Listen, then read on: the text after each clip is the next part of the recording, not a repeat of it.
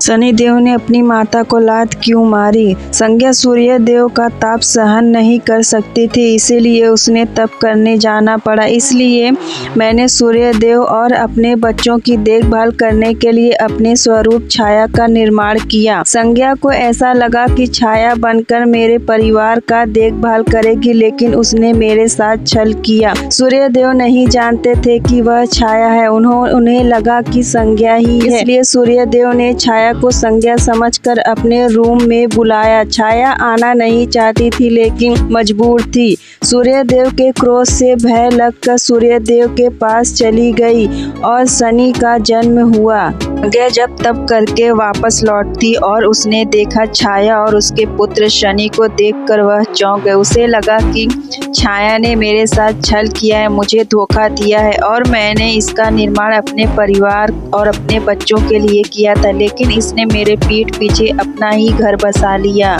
इसलिए संज्ञा शनि और छाया से नफरत करती थी। इसलिए अपनी जलन और नफरत की वजह से शनि की माता छाया को खत्म कर दिया। लेकिन शनि को इस बात का पता नहीं था कि शनि की माता छाया गायब हो चुकी है। संज्ञा को ही अपनी वह माता समझने लगा था। संज्ञा को ऐसा लगने लगा था कि छाया ने उसे घर से निकालने के लिए षड्यंत्र रचा।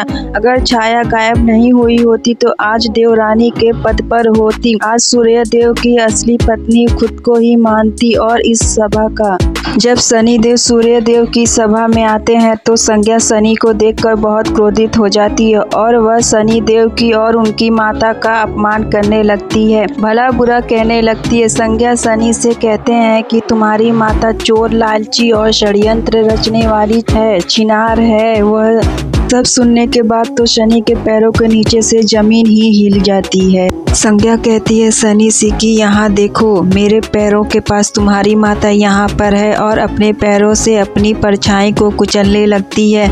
यह सब देखकर शनि और भी क्रोधित हो जाते हैं, क्योंकि संज्ञा की छाया ही शनि की माता होती हैं।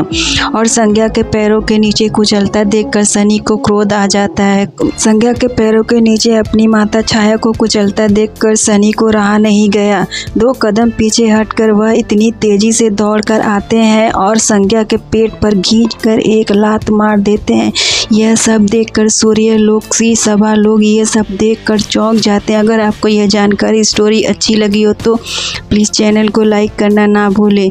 इस कहानी को मैं बढ़ावा नहीं देती, मुझे नहीं पता यह सत्य घटना पर आधारित है कि नहीं।